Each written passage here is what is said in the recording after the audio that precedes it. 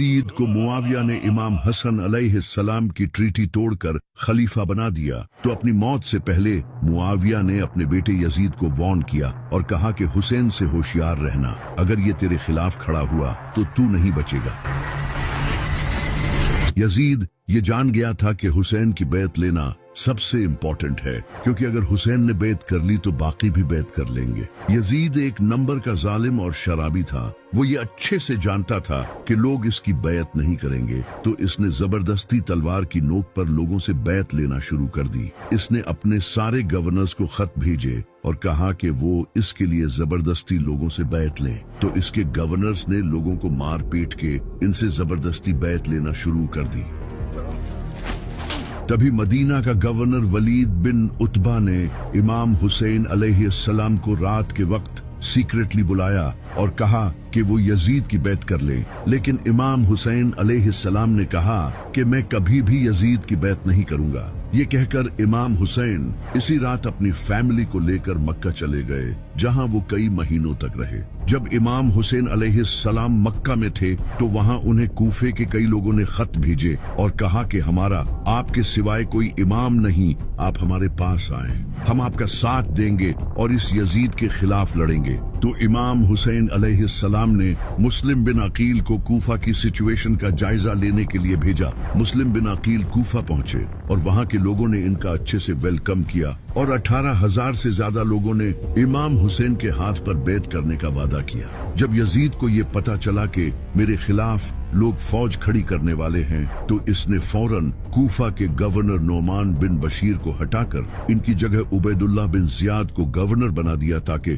वो वहां जाकर इस मूवमेंट को खत्म कर सके। तो उबैदुल्लाह बिन जियाद बड़ी ही चालाकी से रात के अंधेरे में इमाम हुसैन की तरह के कपड़े पहनकर और अपना मुंह छुपाकर कूफा में एंटर हुआ। जब लोगों ने इसे देखा तो उन्हें लगा कि इमाम हुसैन इन्हें लीड करने आए हैं। लोग खुशियां मनाने लगे और इसके हाथ चूमने लगे। उस वक्त इलेक्ट्रिसिटी तो होती नहीं थी, तो रात के वक्त किसी को पता नहीं चला। उबैदुल्लाह बिन जियाद कूफा के महल में एंटर हो गया और अगले ही दिन इसने अपनी असलियत लोगों के सामने जाहिर कर दी और कहा कि जो भी हुसैन का साथ देगा उसका अंजाम बहुत बुरा होगा। इसने मुस्लिम बिन अकील को भी पकड़ लिया और उन्हें महल की छत से फेंककर शहीद कर दिया। और जो भी लोग इमाम हुसैन का साथ देने वाले थे, इनमें से कई लोगों को शहीद कर दिया और कई लोगों को जेलों में डाल दिया। इमाम हुसैन अलैहिस्सलाम इस वक्त तक कूफे की तरफ अपनी फैमिली के साथ निकल चुके थे, क्योंकि वो पिछले 4 महीनों से मक्का में ठहरे हुए थे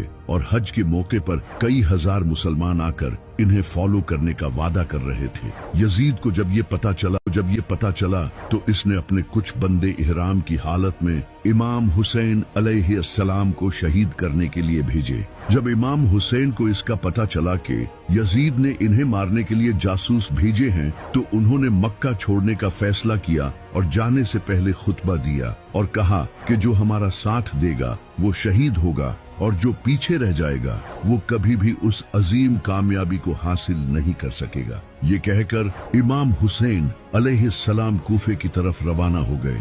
लेकिन इन्हें ये नहीं पता था कि कूफा में उबैदुल्लाह बिन जियाद ने कब्जा कर लिया है। इनके कई साथियों ने इन्हें वहां जाने से मना भी किया, लेकिन इमाम हुसैन अलैहिस्सलाम टोटल 70 से 80 लोगों के साथ कूफा की तरफ रवाना हो गए। वो किसी जंग के लिए नहीं जा रहे थे, बल्कि अपनी फैमिली के साथ कूफा के लोगों से मिलने जा रहे थे। ये अजीम काफिला रेगिस्तान में अपने सफर पर रवाना था कि तभी इन्हें मुस्लिम बिन अकील की शहादत की खबर मिली, जिसे सुनकर इनके कई साथियों का मोराल टूट गया और कुछ लोगों ने वापस जाने का सोचा। तो इमाम हुसैन अलैहिस्सलाम ने इन्हें कहा कि हम अल्लाह की तरफ से आए हैं और हमें इसी की तरफ लौट कर जाना है। हमें ये सफर पूरा करना है और मैं वापस नहीं मुड़ सकता। तो इसके बाद इनका काफिला वापस से कूफे की तरफ रवाना हो गया। तभी रास्ते में एक जगह जब काफिले ने क़याम किया तो इमाम हुसैन सो रहे थे। तभी उन्होंने ख्वाब में अपने नाना नबी सल्लल्लाहु अलैहि वसल्लम को देखा। आपने इमाम हुसैन अलैहिस्सलाम को फरमाया, ए हुसैन आगे बढ़ो, अल्लाह तुम्हें शहीद देखना चाहता है। तो इमाम हुसैन अलैहिस्सलाम ख्वाब से उठे और आपने अपने साथियों से ये ख्वाब शेयर किया और उन्हें कहा कि जो वापस जाना चाहते हैं वो चले जाएं, क्योंकि अब जो मेरे साथ रहेगा वो मारा जाएगा। कुछ लोग छोड़ गए लेकिन बाकी इनके साथ रहे। तो काफिला फिर से अपनी मंजिल की तरफ रवाना हो गया। तभी रास्ते में इन्हें एक और काफिला दिखाई दिया जो कि ज़ुहैर बिन कैन का काफिला था। इनकी मुलाकात इमाम हुसैन से हुई। इस मुलाकात के बाद ज़ुहैर बिन कैन ने अपनी बीवी को तलाक दे दी और कहा कि तुम बाकी सबके साथ जाओ, क्योंकि मैं अब इमाम हुसैन अलैहिस्सलाम के साथ अपनी जान दूंगा। वहीं दूसरी तरफ यजीद को ये पता चल चुका था कि इमाम हुसैन कूफा की तरफ रवाना हो चुके हैं। तो इस नापाक ने हुर बिन यजीद को 1000 के लश्कर के साथ इमाम हुसैन अलैहिस्सलाम के काफिले की तरफ भेजा। हुर बिन यजीद ने अपने लश्कर के साथ इमाम हुसैन के काफिले को रास्ते में ही एक जगह दरियाए फुरात के किनारे रेगिस्तान में रोक लिया। इमाम हुसैन ने अपने साथियों से पूछा कि ये कौन सी जगह है, तो उन्होंने बताया कि ये करबला है। इमाम हुसैन अलैहिस्सलाम की आंखों में आंसू आ गए और आपने फरमाया, यही वो जगह है जहां हमारा खून बहाया जाएगा। इमाम हुसैन अलैहिस्सलाम ने हुक्म दिया। इमाम हुसैन अलैहिस्सलाम की आंखों में आंसू आ गए और आपने फरमाया, यही वो जगह है जहां हमारा खून बहाया जाएगा। इमाम हुसैन अलैहिस्सलाम ने हुक्म दिया कि यहीं खैमे गाड़ दो, अब हम आगे नहीं बढ़ेंगे। ये वही जगह थी जहां से जब इमाम अली अलैहिस्सलाम जंगे सफीन से वापसी लौट रहे थे तो आपने यहाँ रुक कर फरमाया था, ऐ हुसैन, उस दिन सब्र करना जिस दिन तुम्हारा बाप तुम्हारी मदद के लिए तुम्हारे पास नहीं होगा। तुम करबला की जमीन पर सब्र करना, क्योंकि वहां तुम्हें अकेले मौत का सामना करना पड़ेगा।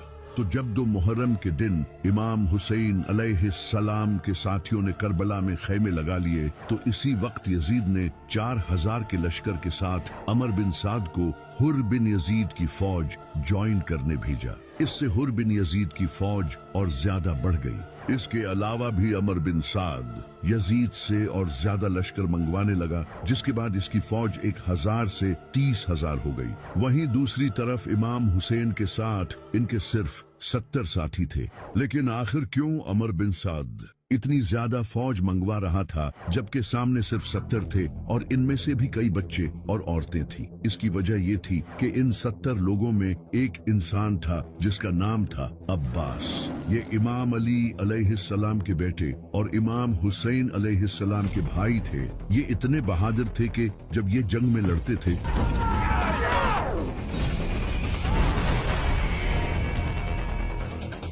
तो लोगों को लगता था कि अली लड़ रहा है। इन्हें इमाम अली अलैहिस्सलाम ने तहज्जुद में अल्लाह से मांगा था। आपने दुआ की थी, ऐ अल्लाह, मुझे ऐसा बेटा अता फरमा जो मेरे बेटे हुसैन को इसकी तन्हाई के दिन सहारा दे। मुझे ऐसा बच्चा अता कर जो हुसैन का वफादार हो, जो करबला में इसके साथ खड़ा हो, जो इसके लिए अपनी जान दे और मौत के सामने न झुके। तब जाकर अल्लाह ने उन्हें अब्बास जैसा बेटा दिया। इसी वजह से अमर बिन साद लगातार फौज मंगवा रहा था, क्योंकि सामने अब्बास खड़ा था। तो इमाम हुसैन ने कूफा के लोगों को एक खत लिखा उन्हें अपनी इस कंडीशन के बारे में बताने के लिए, लेकिन वो खत कभी कूफा के लोगों तक पहुंचा ही नहीं। इमाम हुसैन और इनके साथी शदीद प्यास बर्दाश्त कर रहे थे, क्योंकि अमर बिन साद ने 500 फौजी फुरात के किनारे खड़े कर दिए थे। इस वक्त रेगिस्तान में शदीद गर्मी थी, सूरज सर पर था, बच्चे रो रहे थे और इनके होंठ सूखे पड़े थे। यहाँ तक कि औरतें प्यास की शिद्दत से बेहोश हो रही थी। प्यास की वजह से इमाम हुसैन के साथी कमजोर हो रहे थे, लेकिन इनका जज्बा मजबूत था। इमाम हुसैन अलैहिस्सलाम के एक बेटे इमाम ज़ैनुलाब्दीन अलैहिस्सलाम पहले ही बीमार थे। बीबी सकीना इमाम हुसैन के पास आकर बार बार पूछ रही थी कि बाबा पानी कहाँ है। इमाम हुसैन अलैहिस्सलाम ने दुश्मनों को पैगाम भेजा कि अगर तुम्हें मुझसे दुश्मनी है तो इन बच्चों और औरतों को तो पानी पीने दो, इनका क्या कसूर है। लेकिन उनका आगे से सांस की वजह से दिल की धड़कन तेजी से बढ़ रही थी। खून गाढ़ा होने की वजह से बॉडी को पंप करने में मुश्किल हो रही थी। ब्रेन फंक्शंस कम हो रहे थे और ये सब बच्चों में और ज्यादा हो रहा था। 9 मुहर्रम का दिन आ चुका था और इसी आजमाइश में 9 मुहर्रम का दिन भी गुजर गया। इमाम हुसैन अलैहिस्सलाम ने सारी रात इबादत की और अपने साथियों से कहा, तुम अब जा सकते हो। दुश्मनों को सिर्फ मेरी जान चाहिए, मैं नहीं चाहता कि मेरी वजह से किसी की जान जाए। इसके बाद इमाम हुसैन ने चिराग बुझा दिया और जब थोड़ी देर बाद चिराग जलाया तो इनका एक भी साथी इन्हें छोड़कर नहीं गया। हुर बिन यजीद को जब ये पता चला कि अमर बिन साद इमाम हुसैन के खिलाफ जंग करेगा तो उन्होंने इमाम हुसैन की फौज ज्वाइन कर ली, क्योंकि वो इमाम हुसैन की इज्जत करते थे। इसके बाद 10 मुहर्रम का सूरज चढ़ा। इमाम हुसैन अलैहिस्सलाम यजीद की फौज के सामने आए और कहा, ऐ लोगों, गौर करो कि मैं कौन हूँ। क्या मैं तुम्हारे नबी का बेटा नहीं हूँ? क्या तुम मुझे सिर्फ इसलिए कत्ल करना चाहते हो कि मैंने यजीद की बैत करने से इनकार कर दिया? लेकिन दुश्मन खामोश रहे तो इमाम हुसैन ने अपनी फौज को तैयार किया और 3 हिस्सों में डिवाइड किया। एक हिस्सा राइट में था, एक लेफ्ट में और एक हिस्सा सेंटर में था, जिसे हजरत अब्बास लीड कर रहे थे, जबकि यजीद की आर्मी इनके चारों तरफ थी। तो फजर की नमाज के बाद जंग शुरू हुई।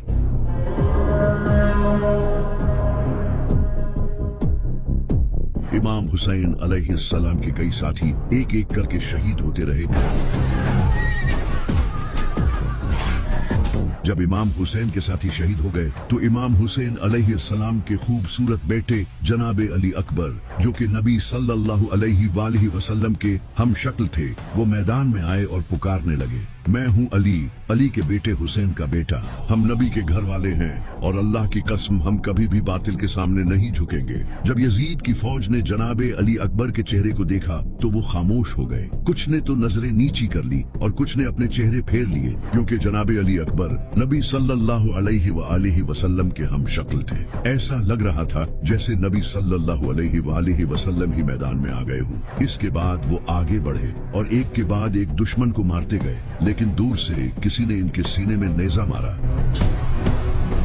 जिसके बाद वो नीचे गिरे और इमाम हुसैन को पुकारने लगे। इमाम हुसैन पूरी तेजी से इनके पास आए और इन्हें उठाकर कहने लगे, ऐ अल्लाह, तू गवाह रहना, इन्होंने उसे भी शहीद कर दिया जो सूरत में तेरे नबी से सबसे ज्यादा मिलता था। इसके बाद इमाम हसन अलैहिस्सलाम के बेटे जनाबे कासिम अलैहिस्सलाम ने इमाम हुसैन से जंग की इजाजत मांगी तो इमाम हुसैन अलैहिस्सलाम ने कहा, ऐ कासिम, तुम ही इकलौते अपने बाप की निशानी हो, मैं तुम्हें कैसे जाने दे सकता हूँ? तो जनाबे कासिम अलैहिस्सलाम ने कहा, चचा जान, आपके लिए मुझे मौत शहद से भी ज्यादा मीठी है। इमाम हुसैन अलैहिस्सलाम ने इन्हें गले लगाया और रोने लगे। तो फिर जनाबे कासिम मैदान में आए और बड़ी बहादुरी से लड़े, लेकिन कुछ देर बाद किसी ने पीछे से इन पर हमला किया और वो भी शहीद हो गए। इमाम हुसैन अलैहिस्सलाम इनके पास गए और इनके जिस्म को उठाया। इसके बाद इमाम हुसैन के 2 भतीजे भी शहीद हो गए। हजरत अब्बास अलैहिस्सलाम भी जंग में मसरूफ थे।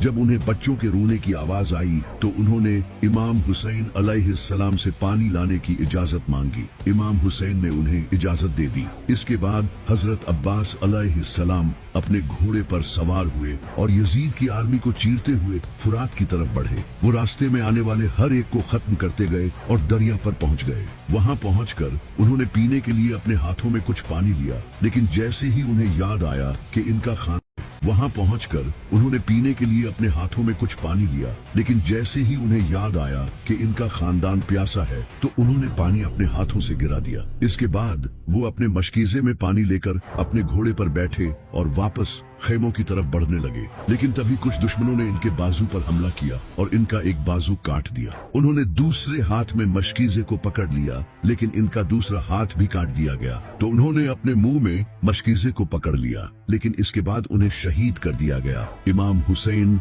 हजरत अब्बास की तरफ बढ़े तो उन्होंने कहा, भाई, मुझे माफ करना, मैं आपके लिए पानी नहीं ला सका, और ये कहकर वो भी शहीद हो गए। इमाम हुसैन अलैहिस्सलाम इनकी इस शहादत से टूट चुके थे। इसके बाद इमाम हुसैन अलैहिस्सलाम अपने 6 महीने के बेटे अली असगर को इनके सामने लाए और कहा, मेरे लिए न सही, कम से कम इस बच्चे के लिए ही पानी दे दो। लेकिन एक जालिम ने जनाबे अली असगर के गले में तीर मारकर उन्हें शहीद कर दिया। इमाम हुसैन अलैहिस्सलाम ने जनाबे अली असगर के खून को ऊपर उछाला और फरमाया, ऐ अल्लाह, मेरी इस कुर्बानी को याद रखना।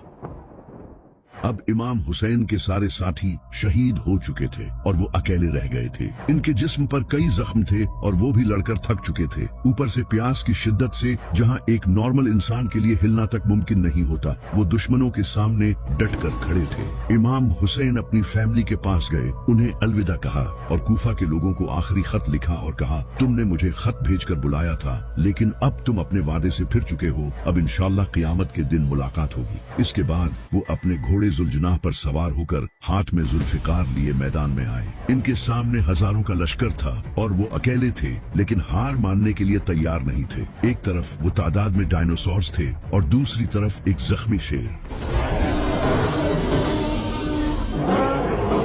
इमाम हुसैन पूरी रफ्तार से फौज की तरफ बढ़े और अपनी तलवार से दुश्मनों को चीरने लगे। वो दुश्मनों की सफ़ें चीरते हुए आगे बढ़ते रहे।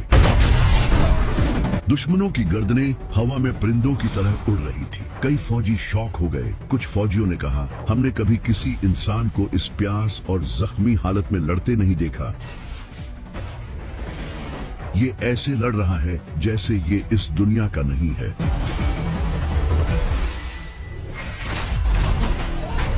यजीद की फौज के कई कमांडर्स ने एक साथ हमला करने का कहा, लेकिन कोई भी इमाम हुसैन को फेस करने के लिए तैयार नहीं था। 10 फौजी एक साथ इमाम हुसैन अलैहिस्सलाम से लड़ने आते, लेकिन फिर भी वो इनका मुकाबला नहीं कर पा रहे थे। ऐसा लग रहा था जैसे अली खुद जुल्फिकार लेकर मैदान में लड़ रहे हों। दूर खड़े अमर बिन साद ने जब ये देखा तो इसने ये देखकर अपनी फौज को कहा, चारों तरफ से हमला करो और हुसैन पर दूर से तीर बरसाओ। जब इमाम हुसैन पर हजारों तीर बरसे तो वो खुद को बचा न सके और इनका पूरा जिस्म तीरों से भर गया। इमाम हुसैन अलैहिस्सलाम अपने घोड़े से गिरे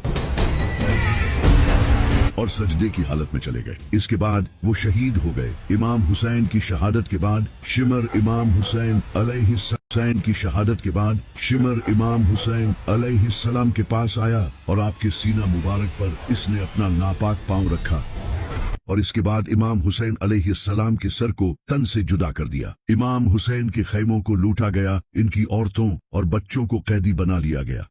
इमाम हुसैन की शहादत के बाद एक ऐसा रिवॉल्यूशन आया जो कि आज तक कायम है। इमाम हुसैन की शहादत का जब कूफा के लोगों को पता चला तो उन्होंने इमाम हुसैन की कब्र पर आकर कसम खाई कि वो यजीद के खिलाफ आखिरी दम तक लड़ेंगे।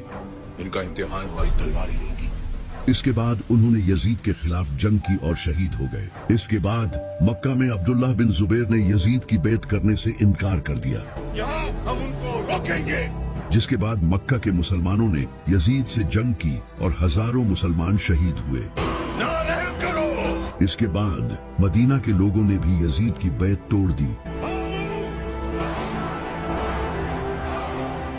जब उन्हें इमाम हुसैन अलैहिस्सलाम की शहादत का पता चला और उन्होंने भी यजीद के खिलाफ जंग की और हजारों लोग शहीद हो गए। इनके कई सालों बाद काले झंडों के साथ अब्बासी खड़े हुए और उन्होंने बनु उमैया की इस जालिम हुकूमत को खत्म कर दिया। इमाम हुसैन के खून से एक ऐसा रेवोल्यूशन शुरू हो चुका था जो इनकी शहादत के सदियों बाद तक जारी रहा। जैसा कि 1979 ईरान में इनकलाब आने से पहले वहां शाह मोहम्मद रजा पहलवी की हुकूमत थी जो कि वेस्टर्न कंट्रीज का गुलाम बना हुआ था। जैसा कि इसराइल और अमेरिका आज जहां ईरान इनका सबसे बड़ा दुश्मन है, वहीं एक टाइम ऐसा भी था जब ईरान के इनके साथ काफी अच्छे रिलेशंस थे। On behalf of all of my fellow Americans in welcoming you to the United States. इस वक्त ईरान में फुल वेस्टर्न कल्चर था और रिलीजियस स्कॉलर्स तक को सप्रेस किया जाता था। तभी एक इंसान खड़ा हुआ जिसका नाम था अयतुल्लाह खुमैनी। खुमैनी ने लोगों को बताना शुरू किया कि हर दिन आशूरा का दिन है और हर जमीन करबला की जमीन है। यानी कि वो लोगों को ये कहने लगे कि हमें करबला की तरह इस यजीद के खिलाफ भी खड़ा होना पड़ेगा और ईरान में रिजीम चेंज लाना होगा। खुमैनी ने मजलिसों में लोगों को अवेयर करना शुरू किया। लोग इनकी बात समझने लगे और लब्बैक या हुसैन के नारे लगाने लगे। लोग इमाम हुसैन अलैहिस्सलाम के झंडे उठाने लगे और यहाँ तक कि कई हजारों मुसलमानों ने हुकूमत से लड़ने में अपनी जान तक दी। लोग इमाम हुसैन अलैहिस्सलाम की स्टोरी से मोटिवेट होने लगे और इसी तरह अयतुल्लाह खुमैनी ने ईरान की हुकूमत पलट दी, जिसके बाद ईरान में वेस्टर्न कल्चर खत्म करके इस्लामी हुकूमत लाई गई। ईरान की इस्लामी मूवमेंट से इंस्पायर होकर नाइजीरिया में शेख इब्राहिम ने भी शिया मूवमेंट स्टार्ट की। ये लोग भी इमाम हुसैन के नारे लगाने लगे और प्रोटेस्ट करने लगे, जिसे देखकर दिसंबर 2015 में नाइजीरिया की सिक्योरिटी फोर्सेज ने इन पर अटैक किया और 1000 से ज्यादा शिया मुसलमान शहीद हुए, जिसमें से 3 तो शेख इब्राहिम के बेटे थे। शेख इब्राहिम और उनकी बीवी को गोली मारी गई और बगैर किसी मुकदमे के इन्हें जेलों में डाल दिया गया। इसी तरह इराक के लोगों ने हुकूमत की करप्शन, गुर्बत और अमेरिका की फॉरेन इंटरफेरेंस से तंग आकर हुकूमत के खिलाफ प्रोटेस्ट शुरू कर दिया। Iraq is dealing with a fourth day of violent anti-government protests. ये प्रोटेस्टर्स खुद को हुसैन और हुकूमत को अलैहिस्सलाम की शहादत के बाद अमर बिन साद ने इमाम हुसैन और इनके साथियों के जिस्मों को लूटा और इनके जिस्म मुबारक को गर्म रीत पर बगैर दफन किए छोड़ दिया। इसके बाद इमाम हुसैन अलैहिस्सलाम के खैमों को लूटा गया और खैमों को आग लगा दी गई, जहां इनकी बहनें, बीवियां, बच्चे और इमाम हुसैन अलैहिस्सलाम के बेटे इमाम सज्जाद थे, जो जंग के वक्त बीमार थे। खैमों को आग लगाने के बाद इमाम हुसैन के खानदान को रस्सियों में जकड़ कर पैदल कूफा ले जाया गया और इमाम हुसैन के सर मुबारक को नेज़े पर उठा लिया। जैसे ही ये कूफा पहुंचे तो इमाम हुसैन के खानदान को गलियों में इस हालत में फिराया गया ताकि लोग जान लें कि जो भी यजीद के खिलाफ उठेगा उसका यही हाल होगा। इसके बाद इमाम हुसैन अलैहिस्सलाम के खानदान को उबैदुल्लाह बिन जियाद के दरबार में पेश किया गया। जब उबैदुल्लाह बिन जियाद के सामने इमाम हुसैन का सिर मुबारक लाया गया तो वो अपनी छड़ी इमाम हुसैन के चेहरे पर मारने लगा और आपके चेहरे के बारे में गलत बातें करने लगा। तभी एक सहाबी हजरत अनस बिन मालिक वहां मौजूद थे। उन्होंने जब ये देखा तो उबैदुल्लाह बिन जियाद से कहा, मैंने हुसैन से ज्यादा नबी सल्लल्लाहु अलैहि वसल्लम का हम शक्ल नहीं देखा।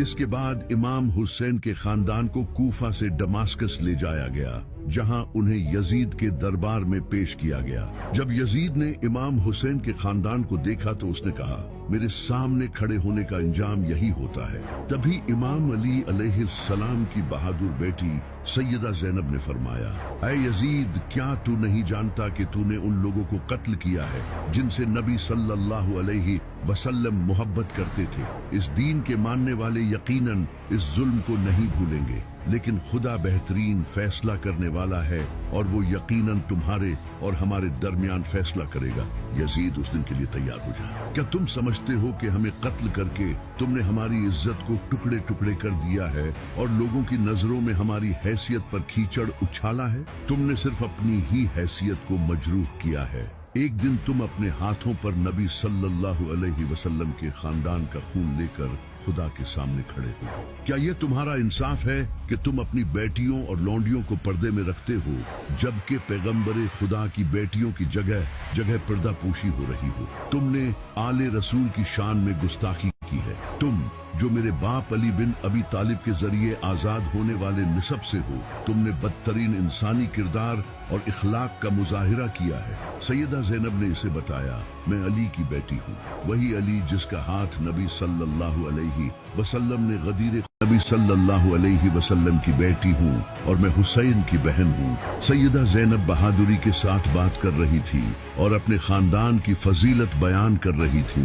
जब यजीद ने सैयदा ज़ैनब को इस बहादुरी के आलम में बात करते देखा तो वो डर गया। तभी दरबार में एक शख्स बोला, ऐसा लगता है जैसे अली बात कर रहा हो। इसके बाद इमाम सज्जाद ने कहा, ऐ यजीद, मैं जमजम और सफा का बेटा हूँ, मैं उसका बेटा हूँ जिसने हज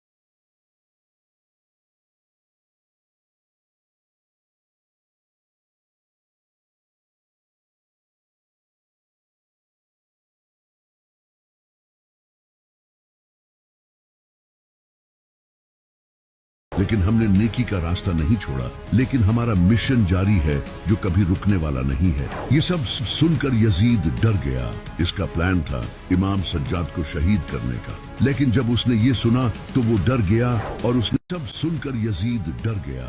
इसका प्लान था इमाम सज्जाद को शहीद करने का, लेकिन जब उसने ये सुना तो वो डर गया और उसने इमाम सज्जाद को जिंदा छोड़ दिया। इसके बाद इमाम हुसैन का खानदान अपने घर वापस चला गया।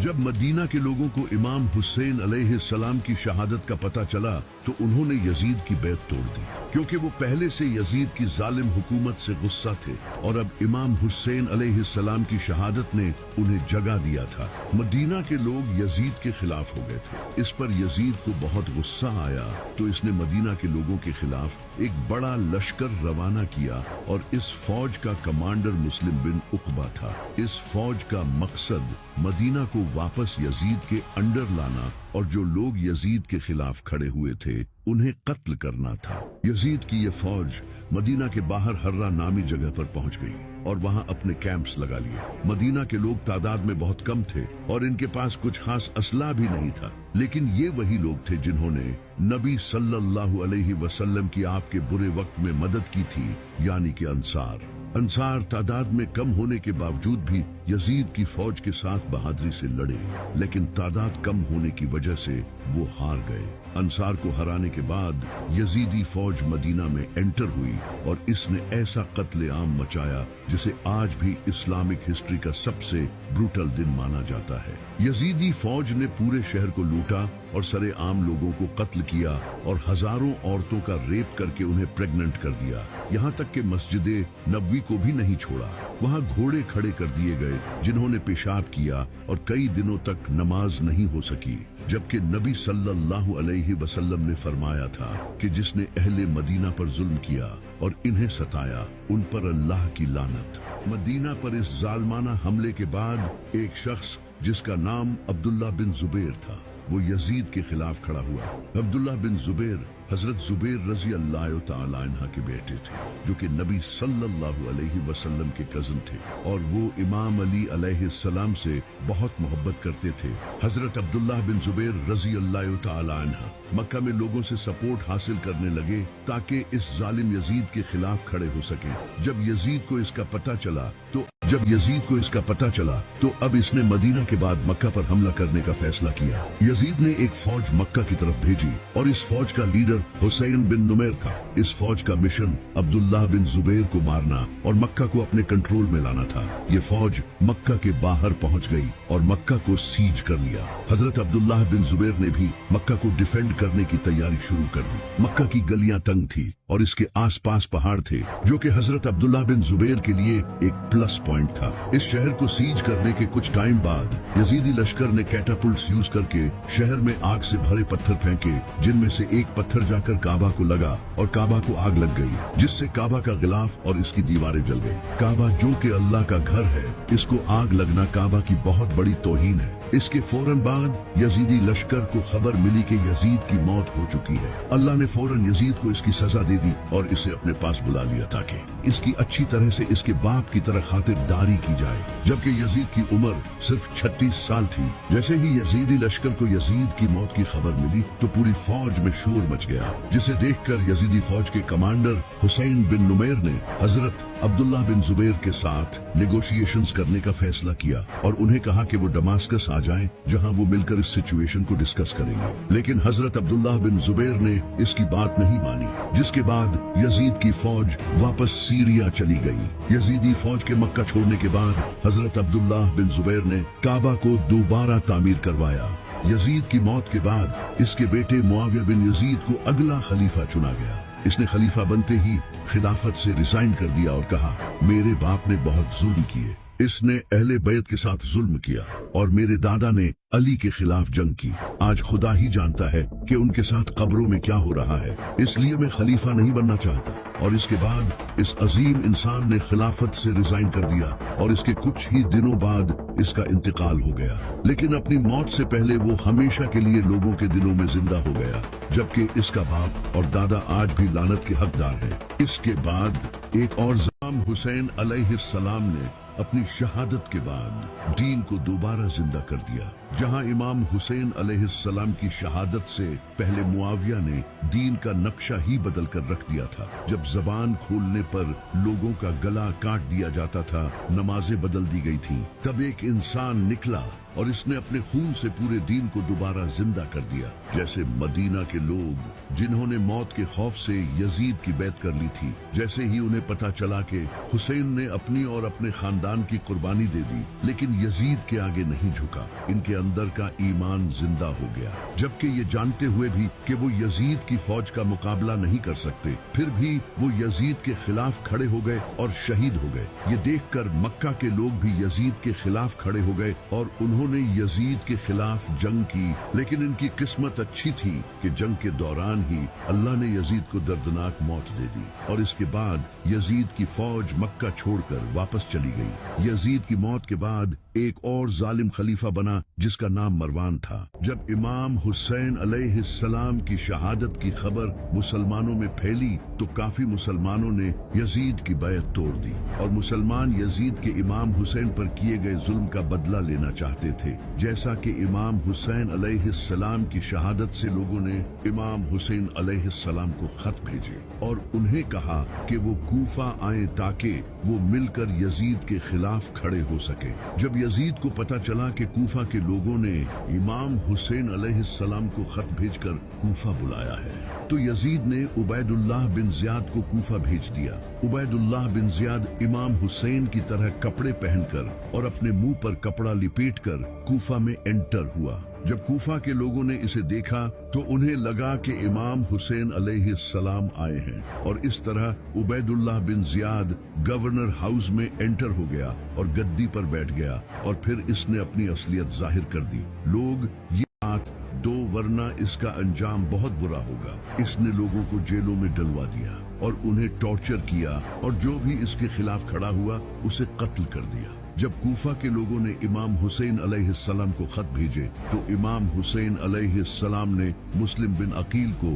کوفہ کا جائزہ لینے کے لیے بھیجا۔ جب مسلم بن عقیل کوفہ پہنچے تو کوفہ کے ہزاروں لوگوں نے مسلم بن عقیل کے ذریعے امام حسین علیہ السلام کی بیعت کی۔ جب عبید اللہ بن زیاد کو اس کا پتہ چلا تو اس نے ان قبیلے کے سرداروں کو دھمکی دی جنہوں نے مسلم بن عقیل کی بیعت کی تھی۔ جب شہر میں خوف پھیل گیا تو بہت سے مسلمانوں نے مسلم بن عقیل کی بیعت توڑ دی۔ مسلم بن عقیل نے جب یہ دیکھا تو وہ انڈر گراؤنڈ ہو گئے، لیکن انہیں عبید اللہ بن زیاد کے حوالے کر دیا۔ عبید اللہ بن زیاد نے انہیں بری طرح شہید کیا، لیکن مسلم بن عقیل نے اپنی شہادت سے پہلے یہ سب بتانے کے لیے ایک خط امام حسین علیہ السلام کو بھیج دیا تھا، لیکن جب تک یہ خط پہنچا تب تک امام حسین علیہ السلام کو یزیدی لشکر نے کربلا میں گھیر لیا تھا۔ کوفہ کے لوگ خوف کا شکار ہو چکے تھے، اس لیے انہوں نے امام حسین علیہ السلام کو اکیلا چھوڑ دیا، لیکن امام حسین علیہ السلام کی شہادت کے بعد کوفہ کے لوگوں کو اس کا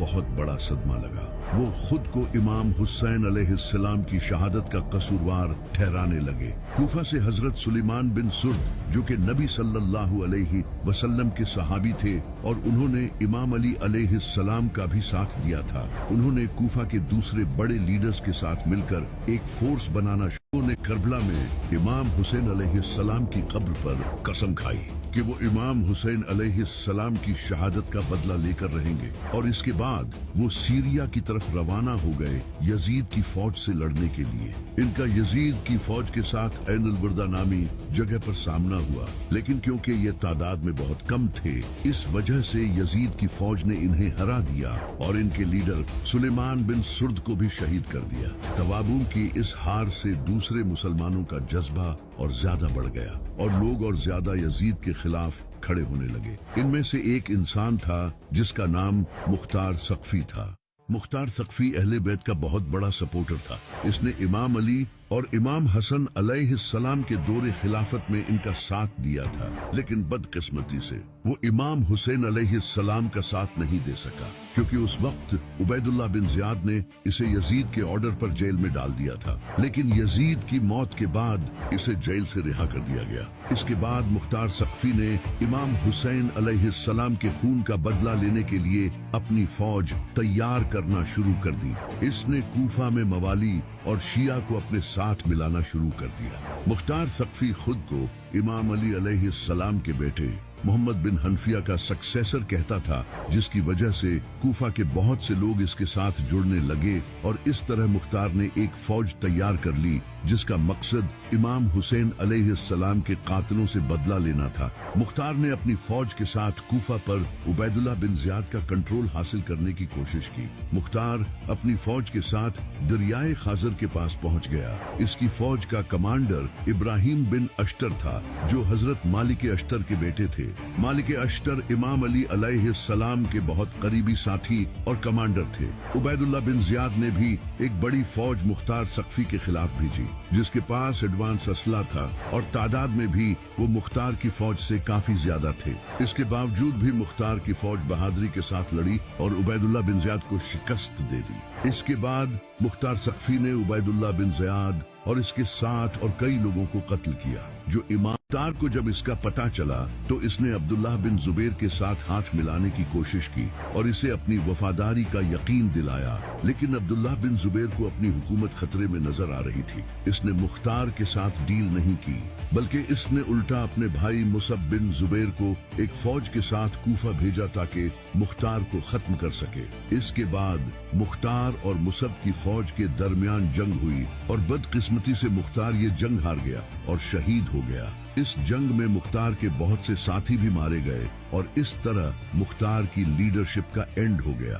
اس سے عبداللہ بن زبیر کی حکومت کافی سٹرونگ ہو چکی تھی، کیونکہ اب کوفہ بھی اس کے انڈر آ چکا تھا۔ یہ دیکھ کر مروان نے سب سے پہلے سیریا کو پروٹیکٹ کیا تاکہ کہیں اس پر بھی عبداللہ بن زبیر قبضہ نہ کر لے۔ پھر اس کے بعد اس نے عراق اور مکہ کو اپنے انڈر لانے کی کوشش کی۔ اس نے اپنے ایک ظالم جنرل حجاج بن یوسف کو فوج کے ساتھ عراق بھیجا، جہاں عبداللہ بن زبیر کا بھائی مصعب بن زبیر تھا۔ حجاج اور مصعب بن زبیر کے درمیان مسکن نامی جگہ پر جنگ ہوئی۔ اس جنگ میں حجاج نے مصعب بن زبیر کو قتل کر دیا، جس سے عراق دوبارہ مروان کے انڈر آ گیا۔ عراق کا کنٹرول کھونے کے بعد عبداللہ بن زبیر کی پوزیشن کافی کمزور ہو گئی، جس کے بعد اس کا کنٹرول صرف حجاز تک رہ گیا۔ اب مروان نے دوبارہ حجاج بن یوسف کو فوج کے ساتھ مکہ کی طرف بھیجا، جہاں عبداللہ بن زبیر موجود تھا۔ حجاج بن یوسف نے مکہ کو سیج کر لیا اور پچھلی بار کی طرح پھر سے کیٹاپلٹس یوز کر کے پتھر پھینکے۔